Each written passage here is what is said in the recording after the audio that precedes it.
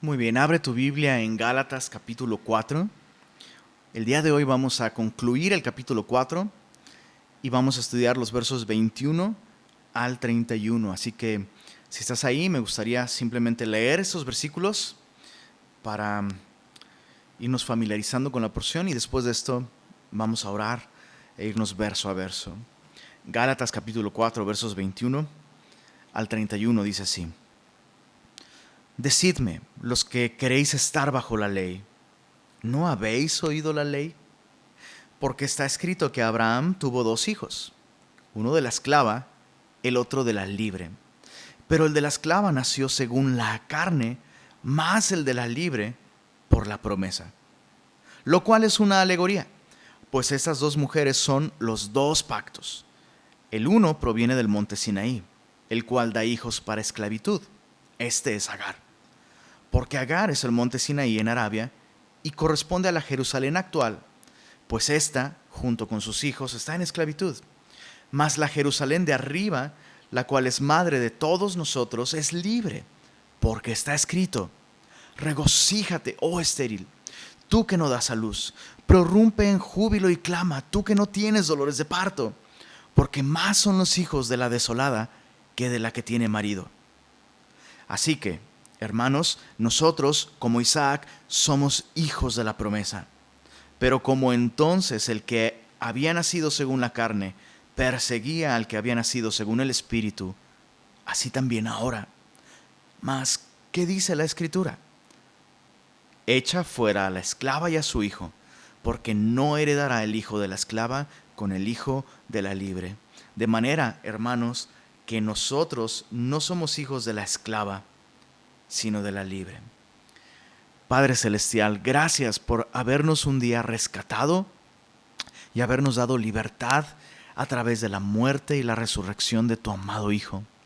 Nos has perdonado todos nuestros pecados, nos has dado vida nueva y nos has hecho herederos, nos has hecho hijos tuyos. Y todo esto como un resultado de cumplir tus promesas. Te pedimos, Señor, que el día de hoy, mientras estudiamos tu palabra, nos ayudes a ver y a comprender con mayor profundidad la libertad tan gloriosa que nos has dado a través de la gracia que habita en tu amado Hijo Cristo Jesús. Señor, bendícenos hoy como tu iglesia y edifica y lava y embellece a tu iglesia a través del agua de tu palabra. Lo pedimos en el nombre de Jesús. Amén. Si te diste cuenta, Pablo en esta sección nuevamente retoma su enfoque doctrinal de sus argumentos. En la semana pasada veíamos cómo Pablo en esta sección de los capítulos 3 y 4, que es tan doctrinal, Pablo de pronto cambió de tono y Pablo comenzó a argumentar de un modo personal, apelando a los Gálatas, a que ellos reconocieran cómo el cambio que ellos habían tenido para con Pablo como apóstol no se debió a un cambio en él como apóstol, o a alguna injusticia, o a algo malo que él hubiera hecho, sino a una falsa doctrina que ellos habían permitido que se infiltrara en la iglesia. Esta falsa doctrina es la doctrina de los judaizantes. Recordemos que los judaizantes eran personas de un trasfondo judío. En el primer siglo, los judíos, al ver cómo Pablo llegaba a los distintos lugares y ciudades con el evangelio, y al ver cómo los gentiles comenzaban a adorar al Dios de Israel libremente por la gracia que Dios nos dio a través de Jesucristo, los judíos empezaron a ser movidos a celos, como dice la Escritura, que es lo que Dios iba a hacer, provocar a los judíos a celos, al ver cómo los judíos, cómo los gentiles, sin guardar todas las restricciones de la ley, sin guardar las normas, sin todas estas cargas de la ley, los gentiles disfrutaban de una relación con Dios y de la bendición de Abraham.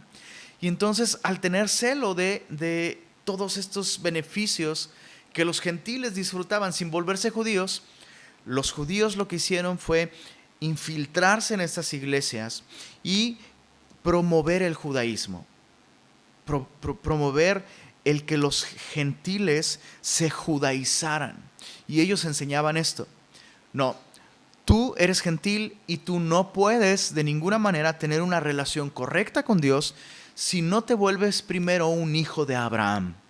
Y para volverte un hijo de Abraham, tienes que circuncidarte, porque Dios le dio un pacto a Abraham y este es el pacto de la circuncisión. Así que como gentil, sí, puedes creer en el Mesías y necesitas creer en el Mesías, pero no puedes hacerlo si primero no te vuelves un hijo de la ley, un hijo de Abraham, circuncidándote y guardando todas las restricciones de la ley judía. Pues bien, Pablo lo que va a hacer ahora es enseñar que Abraham efectivamente tuvo dos hijos. Y estos dos hijos revelan dos maneras de relacionarse con Dios. Una de estas maneras de relacionarse con Dios va a traer bendición, gozo y vida eterna. La otra manera de relacionarse con Dios va a terminar siempre en fracaso, en ser excluidos de la herencia de Dios y de la bendición de Dios. Y es muy importante que el día de hoy tú y yo, así como los Gálatas, podamos examinarnos a nosotros mismos y preguntarnos: ¿qué tipo de persona soy? Porque así como Abraham tuvo solo dos hijos, realmente en el mundo solo existen dos maneras de relacionarse con Dios: en base a nuestros propios esfuerzos, a nuestras echarle ganas, a nuestras capacidades humanas, a nuestra fuerza de voluntad. Esa es una manera, es la religión del hombre, la religión que así como en Home Depot, ¿no? Tal vez el día de hoy tú ves ese tipo de anuncios: hágalo usted mismo. Bueno, el hombre ha fabricado su propia religión, aún tomando la ley que Dios dio por medio de su palabra. El hombre ha transformado la palabra de Dios en una religión humana a través de la filosofía: hazlo tú mismo, tú puedes, esfuérzate, échale ganas. Esa manera de relacionarse se basa en la capacidad humana y va a terminar siempre en fracaso. Y eso nos va a llevar a dos cosas: a condenación, a desesperación o a hipocresía. Ambos están en ese lado de la religión del hombre, los esfuerzos humanos. La otra manera de relacionarse con Dios es en base a la gracia divina. Es a través de comprender que Dios nunca esperó que tú y yo nos ganáramos la salvación en base a cumplir perfectamente toda la ley, porque nosotros no podemos. Dios sabe que tú y yo estamos necesitados de un rescatador, y por eso Dios envió a su Hijo, la simiente de Abraham, a Cristo Jesús, para que Él viviera la vida perfecta que nosotros no podíamos vivir. Y a través de la fe, por la gracia de Jesús, tú y yo recibimos esa vida nueva, esa vida eterna. Y el Espíritu de Dios viene a morar a nuestros corazones y viene a transformar nuestra vida y a darnos el poder para vivir no solo en una posición de gracia ante los ojos de Dios, sino en una experiencia diaria de transformación en la que experimentamos cómo es Dios quien produce en nosotros el querer como el hacer por su buena voluntad. Así que todo esto Pablo lo va a explicar justamente a través de una historia en los versos 21 al 23, una historia de dos hijos, dos pactos que son la alegoría, versos 24 al 27, y una aplicación. Vamos viendo primero la historia, versos 21 al 23. Decidme, los que queréis estar bajo la ley, ¿no habéis oído la ley? Es una pregunta retórica, pero en un sentido es una pregunta muy clara. La respuesta sería no. Es decir, claro que han oído la ley, pero no han prestado atención al verdadero significado de la ley. Dice el verso 22 y 23, porque está escrito. Estas no son ideas de Pablo, esto está escrito en la palabra de Dios en el Antiguo Testamento, que Abraham tuvo dos hijos, uno de la esclava, el otro de la libre. Pero el de la esclava nació según la carne, los esfuerzos y la capacidad y la inteligencia y el consejo humano. Mas el de la libre nació por la promesa. Esto es la promesa de Dios, la gracia de Dios, los recursos de Dios, la capacidad de Dios. Esta porción es un poco complicada de entender si no se tiene el contexto. Pablo está hablando de los dos hijos que tuvo Abraham. Y vale la pena señalar que Abraham de hecho tuvo más hijos aparte de estos dos. Pablo está hablando aquí de Ismael, el hijo que Abraham tuvo con Agar, quien era una esclava egipcia, y de Isaac, el hijo que Abraham tuvo con Sarai, su esposa. No es que Pablo ignorara que Abraham tuvo más hijos después, porque de hecho, tras la muerte de Sara, Abraham se volvió a casar, se casó con Cetura y tuvo más hijos. Pero Pablo está tomando el ejemplo de estos primeros dos hijos para ilustrar un principio importante. Y se vuelve un poco claro, o mucho más claro, cuando consideramos el contexto. ¿Por qué no vemos esta historia de estos dos hijos? En Génesis capítulo 16, la Biblia nos describe cómo es que Abraham tuvo a este primer hijo, el hijo de la esclava. Y vamos a aprender cosas muy importantes aquí. Dice Génesis 16, verso 1 en adelante.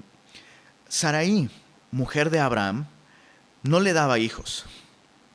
Y ella tenía una sierva egipcia que se llamaba Agar.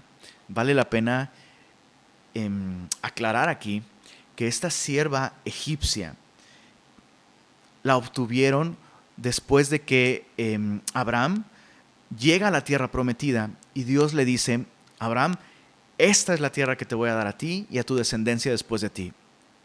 Pero comenzó a haber una hambre muy grande en la tierra prometida y Abraham, en un momento de debilidad y no confiando en Dios, decide dejar la tierra prometida para irse a Egipto porque allí hay abundancia de pan. Y estando allá, bueno, Abraham toma decisiones terribles, tiene miedo de que lo maten debido a la belleza de su esposa para quedarse con ella. Y entonces Abraham le dice a su esposa: oye, dile a todos que tú eres mi hermana. Y dicho y hecho, Sarai decía que él era su hermano. Faraón toma a Sarai por mujer para llevarla a su harem. Dios guarda a Sarai, no, eso es terrible. Dios guarda a Sarai y nunca se consuma la relación. Pero entonces Dios se revela por medio de sueños a Faraón y le dice: eres muerto porque esta mujer tiene esposo y su esposo es mi profeta. Faraón despierta muy asustado, manda a traer a Abraham, le mete una regañiza impresionante frente a su esposa y para restituir la reputación, para resarcir la reputación de Sarai, pues el faraón le da dones y regalos y entre esos regalos venía una sierva egipcia. Esa sierva egipcia era nada más y nada menos que Agar. Todo esto te lo estoy contando, ¿por qué? Porque aprendemos algo importante aquí. La incredulidad siempre nos sale muy cara. Abraham llegó a la tierra prometida y Dios le dijo clarito: este es el lugar donde te quiero. La situación se puso difícil y Abraham decide moverse a un lugar más cómodo y como consecuencia de eso terminó con un souvenir, un recuerdito de su viaje de incredulidad. Y esto más adelante trajo consecuencias terribles, entre ellas el nacimiento de Ismael, quien sería el padre de todos los árabes, y el día de hoy seguimos viendo una terrible guerra y un terrible dolor y una terrible enemistad entre árabes e israelíes, y todo esto como resultado de que un día el padre de la fe no confió plenamente en Dios y se fue a donde Dios no le llamó. Importante lección. Pero regresando a nuestra historia, Sarai no le daba hijos a Abraham y ya habían recibido la promesa de que Dios le iba a dar a Abraham un hijo y a través de él iba a multiplicar su descendencia. Entonces, mira, Génesis 16, verso 2, dijo entonces Sarai a Abraham, ya ves que Jehová me ha hecho estéril. Te ruego pues que te llegues a mi sierva, quizá tendré hijos de ella. Y atendió a Abraham el ruego de Sarai. ¿Notas algo importante allí? Yo noto algo de amargura en las palabras de Sara. Sara está culpando a Dios de que ella es estéril. Y lo otro importante que nos llama la atención aquí es el hecho de que Sara le sugiere, es Sara quien le sugiere a Abraham tener relaciones con su sierva, precisamente con Agar. Y una vez más quiero recalcar, todos esos actos de incredulidad y desobediencia, la Biblia nos dice, lo que no proviene de fe, lo que no hacemos en fe, es pecado. Entonces, tarde o temprano, todo aquello que hacemos como un resultado de no confiar en Dios, aunque pareciera que no tiene consecuencias, tarde o temprano esas consecuencias nos van a alcanzar. Y este es el momento. ¿Qué está sucediendo aquí? Para nosotros es muy sorprendente que Sarai les sugiera a Abraham que tome por mujer a su esclava. Pero en ese momento, en esa cultura, eso era algo completamente aceptable y completamente común. Y quiero aprovechar esto para que aprendamos algo el día de hoy. Eso no significa que Dios aprobara que hicieran esto. Y lo que esto nos enseña entonces es que Sarai se está apoyando en la sabiduría popular, en lo que el mundo considera aceptable. De hecho, si te das cuenta, Abraham ni siquiera dialoga con su esposa, ni siquiera lo pone en oración. Y yo sé, muchas veces se toma a manera de broma, ¿no? Como, ay, Abraham, eso sí, ni siquiera lo sometió en oración. Su esposa le dijo que se acueste con alguien más y derechito y bien obediente. Pero es importante no irnos por una interpretación tan frívola de lo que está sucediendo aquí. Ellos anhelaban un hijo. Ellos anhelaban ver cumplida la promesa que Dios les había hecho. Y en sus mentes fue como, claro, oye, pues claro, ella es tu esclava legalmente y de acuerdo a los usos y costumbres, cualquier hijo que ella tenga, pues sería propiedad de nosotros.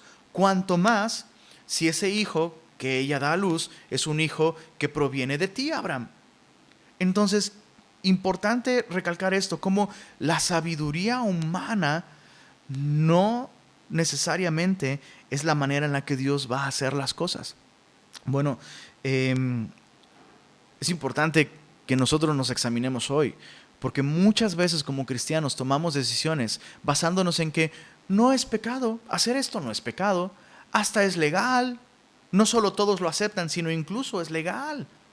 Y me he topado con que muchas veces cristianos, todos nosotros hemos pasado por momentos así, en los que hacemos cosas que aparentemente no son pecado y hasta son legales, pero no eran la voluntad de Dios. Es importante someter todo a Dios en oración. Vemos que aquí Abraham no está confiando en Dios. ¿Y cómo lo sabemos? Porque ni siquiera oró. Ella escuchó el consejo de su esposa, se apoyó en su propia prudencia. Cuando la Biblia dice, fíate de Jehová de todo tu corazón y no te apoyes en tu propia prudencia. Dice el verso 3. Y Sarai, mujer de Abraham, tomó a Agar, su sierva egipcia, al cabo de 10 años que había habitado Abraham en la tierra de Canaán, y lo dio por mujer a Abraham, su marido. Tenían ya 10 años que habían recibido esta promesa. Sarai nos estaba volviendo más joven, y la Biblia nos dice, de hecho, que llegó un momento en el que incluso había perdido, dice la Biblia, la costumbre de las mujeres, y Abraham ya estaba pues como muerto. Entonces, puedes comprender cómo en sus mentes era lógico, ¿no? Esta es la manera en la que hay que tener un hijo. Yo ya no estoy en el ciclo mensual de las mujeres, ya no puedo, era estéril, ya el día de hoy ni siquiera estoy menstruando, no puedo tener hijos. Tú estás a punto de morir, Abraham. Entonces hay que aprovechar mientras aún puedes tener hijos, aunque sea a través de esta esclava. Verso 4. Él se llegó a Agar, la cual concibió, y cuando vio que había concebido, miraba con desprecio a su señora. Y ahí todo comenzó a ponerse muy mal. Es una historia larga, pero el punto aquí es que ellos se apoyaron en su propia prudencia. Por eso es que, regresando a Gálatas capítulo 4, dice en el verso 23, dice, el de la esclava nació según la carne, según la sabiduría, la prudencia, la inteligencia y la capacidad humanas. Pero el de la libre nació por la promesa. Y eso es así, exactamente así. Pasaron 13 años más después de que nació el hijo de la esclava. Y entonces nació el hijo de la libre. Nació Isaac. Y para cuando nació Isaac, pues Abraham ya estaba, dice la Biblia, ya estaba casi como muerto. Entonces, avanzando en nuestro texto y entendiendo todo lo que sucedió, Pablo dice en los versos 24 al 27, dice, todo esto es una alegoría, pues estas mujeres, Agar y Sarai, son los dos pactos. El uno proviene del monte Sinaí. Esto es el pacto de la ley. En el monte Sinaí fue donde Dios entregó la ley a través de Moisés. Dice, el cual, este pacto de la ley, el cual da hijos para esclavitud. Este es Agar, porque Agar es el monte Sinaí en Arabia. En Arabia, los árabes le llaman al monte Sinaí Agar. Y entonces Pablo dice, no es casualidad. Exactamente, el monte Sinaí, al que los árabes llaman Agar, precisamente representa este pacto basado en la capacidad humana. Así como Agar tuvo un hijo resultado de la capacidad humana y el esfuerzo humano, el cual da hijos para esclavitud. Pues dice, y corresponde a la Jerusalén actual. Pues esta, la Jerusalén actual, junto con sus hijos, los judíos del primer siglo, está en esclavitud. Mas la Jerusalén de arriba, la cual es madre de todos nosotros, es libre. Vamos a explicar un par de cosas. Pablo dice aquí, esta es una analogía, es una alegoría. Y hay que explicar un par de cosas importantes con respecto a esto. Cuando Pablo dice que todo esto de Agar y de Sarai es una alegoría, Pablo no está negando el carácter histórico y literal del relato de Génesis. Pablo no está diciendo que la Escritura y el Antiguo Testamento son simplemente historias que enseñan verdades espirituales. No, Pablo reconoce que todo esto que el Génesis relata es histórico, sucedió. Pero lo que Pablo está haciendo es tomar ese evento histórico para extraer una enseñanza espiritual en base al carácter de Dios y a las promesas de Dios. Y dicho esto, es bueno aclarar algo también. Pablo no está negando el carácter trágico de lo que sucedió con Agar. Esto es vital comprenderlo. Pablo no está diciendo que Agar era una villana en la historia y qué bueno que la echaron de su casa junto con su hijo. No, Pablo no está negando el carácter trágico de esos eventos. De hecho, en un sentido muy estricto, toda esa tragedia que sucedió fue un resultado del pecado de incredulidad de Abraham, de no consultar a Dios, de guiarse en base a sus propios consejos y de confiar en su propia capacidad para poder cumplir el plan y los propósitos de Dios. Entonces, aquí, si hay alguien a quien podemos culpar por esa tragedia, pues sería precisamente a Abraham y a Sarai. Entonces, hay que tener esas cosas muy en mente. Cuando Pablo está diciendo eso es una alegoría, Pablo no está negando el carácter histórico y trágico de esos eventos. Pero, ¿cuál es la alegoría entonces? ¿Cuál es la enseñanza que Pablo está extrayendo de todo esto? Bueno, Pablo dice que estas dos mujeres, Agar y Sarai representan estos dos pactos o estas dos maneras de relacionarnos con Dios. Y es muy significativo porque Agar representa a la ley. Agar era la esclava sacada de Egipto. Y Pablo dice, la nación de Israel que vemos hoy, la nación de Israel contemporánea en su tiempo de Pablo, del primer siglo, dice Pablo, fue sacada de Egipto, así como Agar fue sacada de Egipto. Y el día de hoy, dice Pablo, esa analogía de una esclava sigue correspondiendo con la Jerusalén actual. Y en el tiempo de Pablo, la nación de Israel estaba oprimida por el imperio romano también. Entonces Pablo está demostrando que aunque Ismael era hijo de una gentil, la nación de Israel estaba de igual manera excluida de los pactos y las promesas de Dios debido a que la nación de Israel estaba dependiendo de este pacto basado en las obras. Por otro lado, dice Pablo, mas la Jerusalén de arriba, la cual es madre de todos nosotros. ¿A quién se refiere Pablo cuando dice madre de todos nosotros? Se está refiriendo a los cristianos, a la iglesia. Judíos y gentiles que confían en Jesús. Judíos y gentiles que reconocen que no pueden salvarse a sí mismos. Dice Pablo, todos nosotros tenemos una nueva ciudadanía. Como Pablo lo ha dicho en capítulos anteriores, ya no hay judío ni gentil, no hay esclavo ni libre. Todos somos hijos de Dios, miembros de la familia de Dios, porque hemos nacido de nuevo, nacido de arriba. Y este es un punto muy importante aquí en esta analogía. Cuando Pablo dice la Jerusalén de arriba es madre de todos nosotros, Pablo está usando el mismo término que Jesús usó cuando conversó con Nicodemo. En Juan capítulo 3, ¿tú recuerdas esta historia? Uno de los maestros más prominentes de la nación de Israel buscó a Jesús de noche. Y cuando este maestro llega con Jesús, Jesús lo para en seco y Jesús le dice algo muy importante en Juan capítulo 3.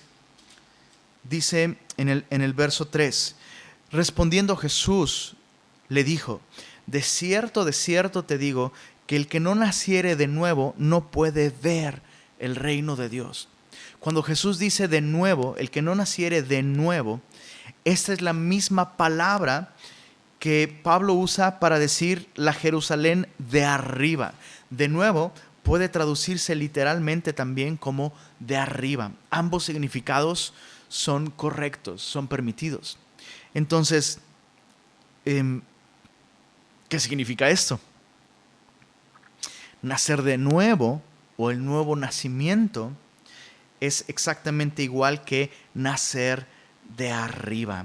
Jesús repite el mismo concepto en Juan capítulo 3, en el verso 5. Dice así, de cierto te digo, el que no naciere de agua y del Espíritu no puede entrar en el reino de Dios. Lo que es nacido de la carne, carne es. Lo que es nacido del Espíritu, Espíritu es. No te maravilles de que te dije, os es necesario nacer de nuevo o nacer de arriba. ¿Te das cuenta lo que Pablo está diciendo aquí? La Jerusalén de arriba representa la obra de Cristo. Cristo le enseñó a Nicodemo esto. Lo que es nacido de la carne es carne. Nosotros en nuestra condición carnal estamos separados de Dios y no podemos reconciliarnos con Dios por nada que nosotros hagamos. Pero dice Jesús a Nicodemo, te es necesario nacer de arriba. Esto es el nuevo nacimiento, la obra de Dios en nosotros. Un cristiano es aquel que ha nacido de nuevo, no por empezar a ir a la iglesia, no por dejar de hacer tal o cual cosa, aun cuando sean cosas malas. Un cristiano es alguien que ha nacido de arriba. Dios ha obrado en su vida. ¿Cómo? A través del oír por fe, a través de oír las buenas noticias, tal como Dios le transmitió estas buenas noticias a Abraham. ¿Recuerdas que Dios le dio de antemano las buenas nuevas, las buenas noticias, el evangelio a Abraham? Y Abraham escuchó esta promesa y simplemente creyó en Dios. Vemos que él tuvo un camino por medio del cual fue creciendo en su confianza en Dios. Su fe no fue perfecta. Su fe fue madurando, pero fue fe. Confió en el Señor. Y Pablo está diciendo esto: la Jerusalén de arriba, la cual es madre de todos nosotros, es libre. Y es importante que nosotros hoy nos evaluemos a nosotros mismos. ¿Cuál de estas dos maneras representan tu relación con Dios? ¿Te consideras cristiano por lo que tú haces? ¿Consideras que tienes vida eterna y has nacido de nuevo porque tú dejaste de hacer algunas cosas? ¿Porque haces tu devocional? ¿Porque vas a la iglesia? ¿Porque lees tu Biblia todos los días? Todas esas cosas son buenas y hay que hacerlas. Pero yo no puedo confiar en que hago esas cosas para reconciliarme con Dios. La Biblia enseña que la única manera de reconciliarnos con Dios es a través de las obras de Jesús. Su vida perfecta y su muerte en la cruz son las obras que nos reconcilian con Dios. Nosotros solamente podemos recibir este regalo de gracia. Y nuestra fe se hace evidente cuando descansamos precisamente en que la obra de Cristo es suficiente. Entonces Pablo dice, mira el resultado de esto. Dice, la Jerusalén de arriba, la cual es madre de todos nosotros, es libre, porque está escrito: regocíjate, oh estéril, tú que no das a luz, prorrumpe en júbilo y clama, tú que no tienes dolores de parto, porque más son los hijos de la desolada que de la que tiene marido. En esa cultura, una mujer desolada, ya sea que hubiese perdido a su marido o que su marido la hubiese abandonado y que no hubiese tenido hijos nunca. De hecho, eso era algo muy común en esa época. Si un hombre se casaba con una mujer y esta mujer no podía darle hijos, con mucha frecuencia los hombres abandonaban a esas mujeres y quedaban marcadas para siempre. Y eran condenadas a una vida de soledad, de pobreza y de ruina total. Y Pablo está tomando este texto en Isaías capítulo 54, que dice: regocíjate tú, oh estéril, que no das a luz. Prorrumpe en júbilo y clama, tú que no tienes dolores de parto, porque más son los hijos de la desolada que de la que tiene marido. ¿Qué significa este texto? Precisamente la manera en la que Dios obra en nuestras vidas. Aquellos que se consideran fértiles: yo puedo, solo tengo que echarle ganas, yo me voy a esforzar. Aquellos que consideran que tienen muchas capacidades, que confían en su fuerza de voluntad para traer vida espiritual, ellos terminan en ruina. Pero aquellos que, como estas mujeres, reconocen que son estériles, que no pueden, que están destinados a una ruina espiritual, que se reconocen en completa miseria espiritual, estos son candidatos de la gracia de Dios.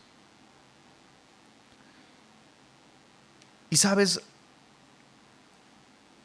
es muy triste y muy alarmante descubrir que cada vez más la iglesia cristiana está llena de cristianos con una actitud triunfalista y arrogante. Vemos poco de esta actitud humilde, sincera y congruente con la Biblia y con la realidad. Que nosotros, aún teniendo años de cristianos, por nosotros mismos no tenemos nada que ofrecerle a Dios. Aparte de la gracia de Dios en nuestras vidas, nosotros estamos completamente desprovistos de toda capacidad. No hay nada bueno en nosotros. Y eso es lo que nos lleva como cristianos a depender total y constantemente de la gracia de Dios en nuestras vidas. Cuando no hay esta actitud, cuando no hay esta claridad de reconocer que en nosotros mismos no mora el bien, Esto evita que podamos reconocer nuestros pecados, que podamos depender de Dios, que podamos ver con claridad las áreas que Dios quiere transformar en nuestra vida. Recordemos que negar que nosotros estamos, aparte de la gracia de Dios, desprovistos de toda justicia, esto corta el suministro de gracia en nuestra vida. Pero admitirlo y reconocerlo nos lleva a esta vida de gozo, donde comienza a haber fruto y comienza a haber vida sobrenatural. Es como en el caso de Sara, cuando ya estaba como muerta y cuando Abraham estaba casi como muerto, cuando no había manera que ellos pudieran decir, nos esforzamos. Fue que Dios trajo vida y trajo a Isaac. Y es lo mismo espiritualmente. Solo es hasta que llegamos a ese punto en el que reconocemos que estamos desesperados sin Dios, que comienza Dios a obrar a través de la gracia en nuestras vidas. Quiero repetir esto. Tal vez hay cristianos de años que nunca han experimentado esto, porque no están dispuestos a admitir que en ellos mismos no hay nada digno de amar, no hay nada digno de aprobación en términos de redención, no hay nada digno de salvar. Pablo dice, nosotros que hemos reconocido que somos estériles, que estábamos en ruina total, ahora hemos sido llenos de vida por el poder de Dios en nosotros. Entonces la aplicación, terminemos con esto, con la aplicación. Versos 28 al 31. Así que, hermanos, nosotros como Isaac somos hijos de la promesa. Somos el resultado no de la capacidad y el esfuerzo de nadie, sino del poder sobrenatural de Dios para dar vida, incluso a huesos secos. Dice, pero como entonces el que había nacido según la carne perseguía al que había nacido según el Espíritu, así también ahora. Mas, ¿qué dice la Escritura? Echa fuera a la esclava y a su hijo, porque no heredará el hijo de la esclava con el hijo de la libre. De manera, hermanos, que no somos hijos de la esclava, sino de la libre. Pablo cierra esta sección con una aplicación muy clara. Y Pablo nos lleva a esta aplicación a través de continuar con esta analogía, con esta alegoría. Dice, así que hermanos, nosotros como Isaac somos hijos de la promesa. Hemos confiado en el poder de Dios y es el poder de Dios para cumplir sus promesas de salvación lo que nos ha dado vida eterna. Llama la atención que en Génesis capítulo 22, me gustaría solo para reforzar este punto de que nosotros somos hijos de la promesa. ¿Qué significa esto? Que somos hijos de la promesa. Acompáñame a Génesis capítulo 22. Génesis capítulo 22. Dice así. Desde el verso 1. Este es el capítulo en donde Dios le pide a Abraham que sacrifique a Isaac. Y dice así, aconteció después de estas cosas que probó Dios a Abraham y le dijo, Abraham. Y él respondió, heme aquí. Y dijo, toma ahora tu hijo. ¿Qué dice a continuación? Dice, tu único Isaac, a quien amas. Y vete a tierra de Moriah y ofrécelo allí en holocausto sobre uno de los montes que yo te diré. Todo esto sucedió mucho después de que nació Ismael e Isaac. Para este momento, Dios ya le dijo a Abraham que eche fuera de su casa a Agar y a Ismael. Y ahora le dice, toma a tu hijo, tu único Isaac. Acompáñame al verso 16. Dice así. Y dijo, por mí mismo he jurado, dice Jehová, que por cuanto has hecho esto y no me has rehusado tu hijo, y luego vuelve a repetir Dios, tu único hijo, de cierto te bendeciré. Verso 18, en tu simiente serán benditas todas las naciones de la tierra, por cuanto obedeciste a tu voz. ¿Qué aprendemos de esto?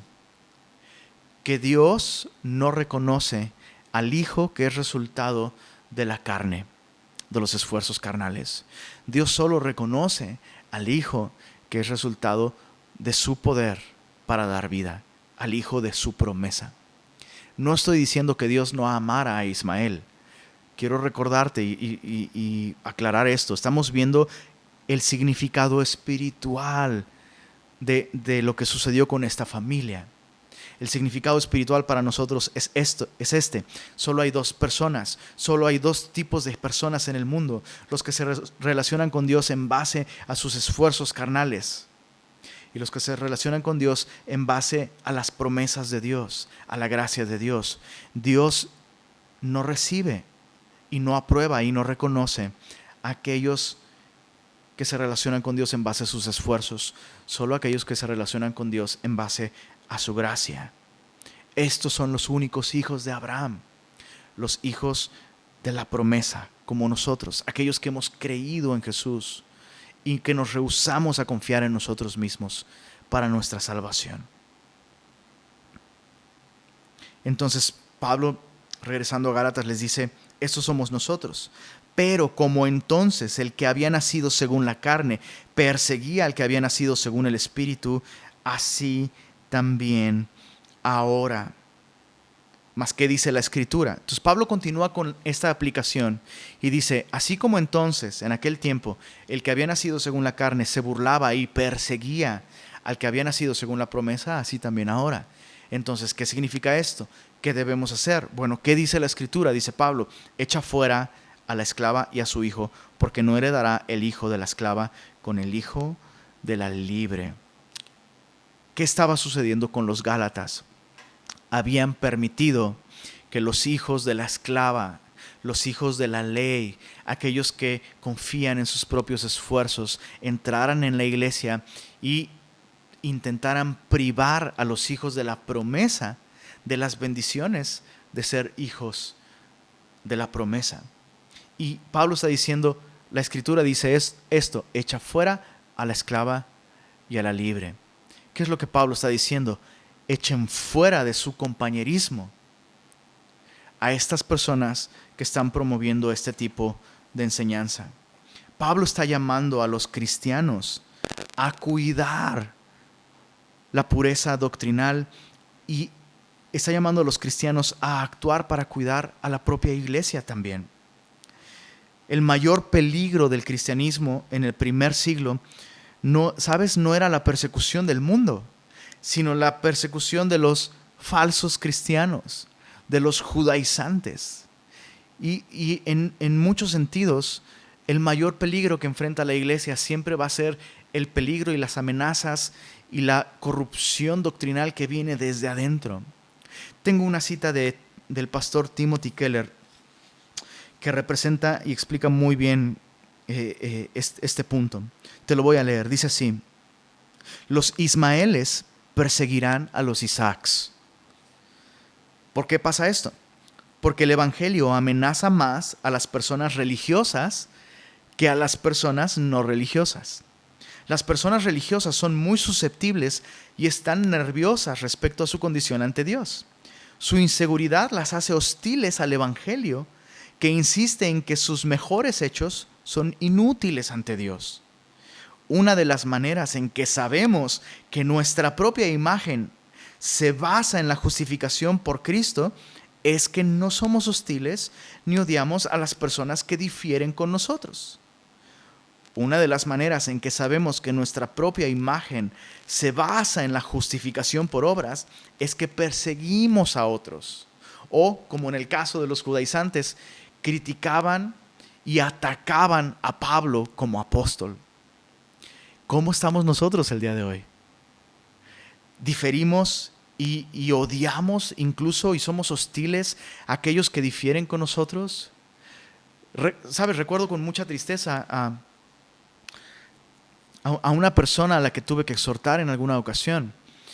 Y después de algún tiempo, esta persona me confiesa: es que estoy teniendo problemas con el odio porque me dijiste esas cosas.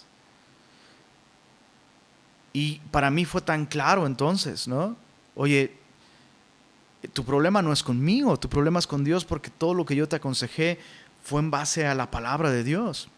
Y traté de razonar con esta persona. Es muy alarmante que tú digas que estás luchando con el odio, porque eso significa que en tu corazón no estás permitiendo que Dios obre a través de su gracia en tu vida.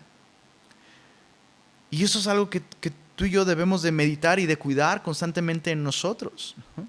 Somos hostiles con aquellos que difieren de nosotros. Somos hostiles con aquellos que piensan distinto a nosotros o que incluso nos corrigen. Eso es algo que les sucedió a los Gálatas precisamente. ¿Recuerdas el estudio de la semana pasada? Me volví enemigo de ustedes por decirles la verdad. Termino con esta cita de John Stott. El pastor Timothy Keller cita al pastor John Stott en el libro Gálatas para ti. Y dice así: la persecución de la iglesia verdadera no siempre viene por parte del mundo, que son desconocidos, sino por parte de nuestros medios hermanos, la gente religiosa, la iglesia de nombre. Los mayores enemigos de la fe evangélica hoy en día no son los incrédulos, sino la iglesia, la institución, la jerarquía. Ismael siempre se burla y persigue a Isaac. Y quiero repetir esto: ¿qué tipo de personas somos tú y yo el día de hoy? Criticamos y odiamos y somos hostiles para aquellos que ponen en riesgo nuestra reputación, nuestra fachada que hemos construido alrededor de nosotros, donde fingimos perfección por nuestras obras. El consejo de Pablo a los Gálatas era: echa fuera a la esclava y a su hijo. Y eso significaba para los Gálatas echar fuera de su compañerismo a estas influencias y a estas personas que estaban metiendo este tipo de doctrina. Y la aplicación para nosotros es la misma.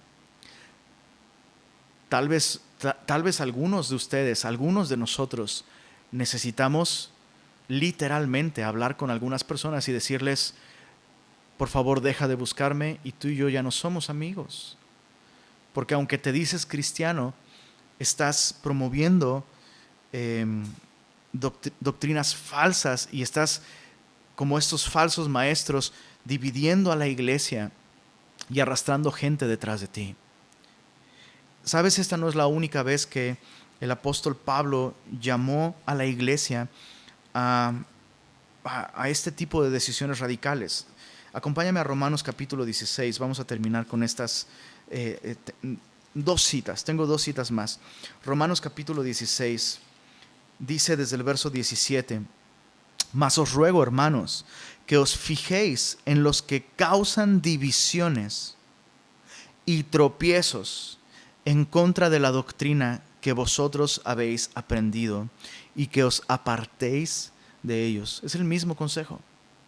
Dice: porque tales personas no sirven a nuestro Señor Jesucristo, sino a sus propios vientres, y con suaves palabras y lisonjas engañan el corazón de los ingenuos. Está bien claro ahí, Semilla Monterrey. Está bien clarito.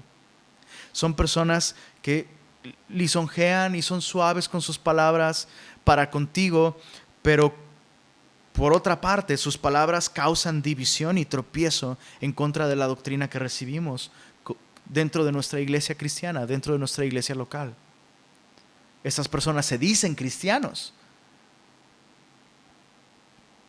pero no están sirviendo a nuestro Señor Jesucristo. Sirven a sus propios vientres, a su propia reputación, a su propio nombre, a sus propias vidas. Tienen su propia agenda. ¿Puedes ver cómo el Señor nos está llamando a madurar en la fe? Es importante diferenciar entre aquellos que traen una falsa doctrina y están dispuestos a aprender. A estos hay que abrazarlos, hay que arroparlos, hay que enseñarles, hay que caminar con ellos. Pero estos otros de los que Pablo está hablando aquí son personas que no están dispuestas a aprender, no quieren enseñar, no reciben exhortación, no se discipulan, no le rinden cuentas a nadie, pero siguen ahí en la iglesia y jalan a gente detrás de ellos. Estas personas siguen entre nosotros el día de hoy. en Tito capítulo 1, acompáñame ahí. Y qué bueno que estamos tocando temas como estos, porque muchas veces la gente no logra entender esto, ¿no? ¿Cómo en una iglesia vas a expulsar a alguien? Pablo dice que lo hagamos. Pablo lo está diciendo aquí claramente, esto es palabra de Dios. Y a veces no entendemos cómo eso puede ser gracia. Es gracia para con aquellos que sí están bebiendo de la gracia, porque estos otros han rechazado la gracia y no la quieren, y eso están en su derecho de rechazar la gracia, y aún seguiríamos amándoles. Pero en el momento en el que ellos empiezan a estorbar a otros para que reciban la gracia a través de la iglesia local y de la enseñanza, entonces se vuelven enemigos de la gracia. Ni siquiera son enemigos de nosotros, son enemigos de la gracia, son enemigos de la cruz de Cristo, dice Pablo. Entonces en Tito capítulo 1, dice en el verso 10, dice: porque aún hay muchos contumaces, habladores de vanidades y engañadores. Ojo, dice el verso 10, mayormente los de la circuncisión, no exclusivamente, mayormente los de la circuncisión, pero no necesariamente judaizantes. Hay muchos otros que siguen así, hablando con vanidad, engañando. Dice el verso 11, ¿qué dice ahí? Dice: a los cuales es preciso tapar la boca, que trastornan casas enteras, enseñando por ganancia deshonesta lo que no conviene. Qué rudo. Insisto, hay personas a las que necesitamos decirle: deja de hablarme. Y necesitamos literalmente: deja de hablar así. Y yo no quiero escuchar esto. Estás dividiendo la iglesia. Estás sembrando falsas enseñanzas. Estás estorbando a que otros reciban la gracia de Dios. Estás persiguiendo a los hijos de la promesa. Terminamos con 2 de Timoteo capítulo 3.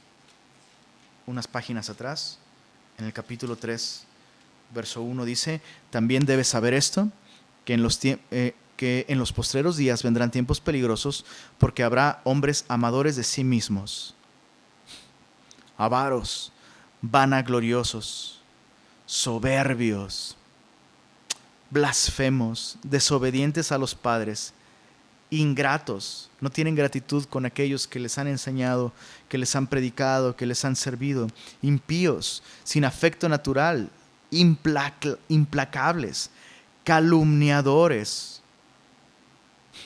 Siempre que alguien viene y se caracteriza por estar hablando mal de otras personas, tienes que tener miedo. Tienes que tener cuidado.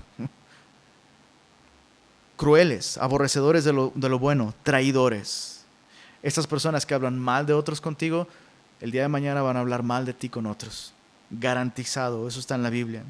Impetuosos, infatuados, se llenan, se hinchan, se glorían de sí mismos, ¿no? Amadores de los deleites más que de Dios. Chécate el verso 5.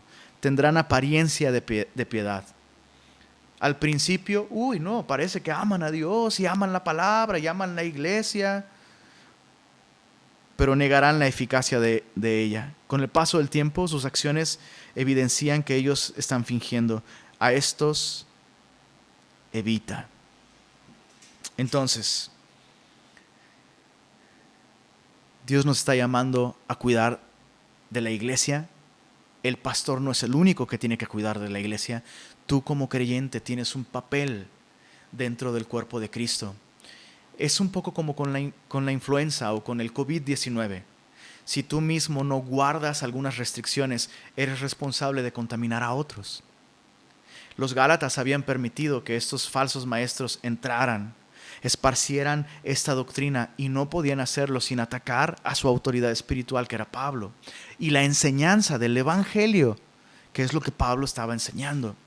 Nosotros como creyentes tenemos una responsabilidad también, no solo por nuestro propio bien, sino por el bien de la iglesia. Ahora, solo para terminar, hay dos tipos de personas: aquellos que se relacionan con Dios en base a sus esfuerzos. Le voy a echar ganas, me voy a esforzar. Estos están destinados a fracasar, Porque Jesús dijo, lo que es nacido de la carne, carne es. Solo lo que es nacido del Espíritu, lo que viene de arriba. ¿Qué es esto? Bueno, la vida eterna que Dios nos regala. Eso es lo que enseña el Evangelio. Eso es lo que enseña la Biblia y eso es lo que enseña el verdadero cristianismo. Que el hombre puede ser salvo porque Dios, en su grande bondad, nos ama tanto que a pesar de ser pecadores y de no ser dignos de su bendición y de su amor, nos ha amado tanto que dio a su único Hijo para que todo aquel que en Él cree no se pierda, mas tenga vida eterna. Así que yo quiero invitarte a que si tú el día de hoy no has recibido esta vida eterna, porque has estado intentando por ti mismo salvarte, te quiero invitar a que el día de hoy pongas tu confianza en Jesús. Reconoce que eres pecador.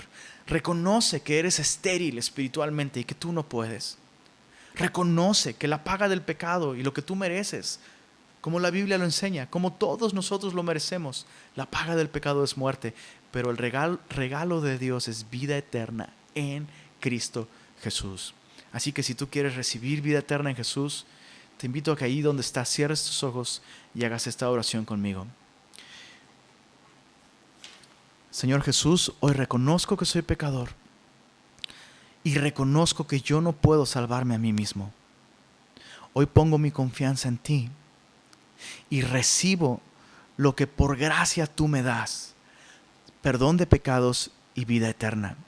Yo creo que tú viviste perfectamente cumpliendo toda la ley de Dios para regalarme todas las bendiciones de Dios y hacerme un hijo de Dios por la fe en ti.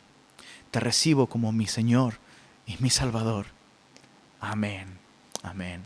Si tú hiciste esta oración, por favor, escríbenos al WhatsApp de Semilla Monterrey al 83 11 22 76. Nos encantaría llamarte y poder platicar un poquito contigo y también ayudarte en tu caminar espiritual. Por favor, escríbenos, no lo dejes pasar.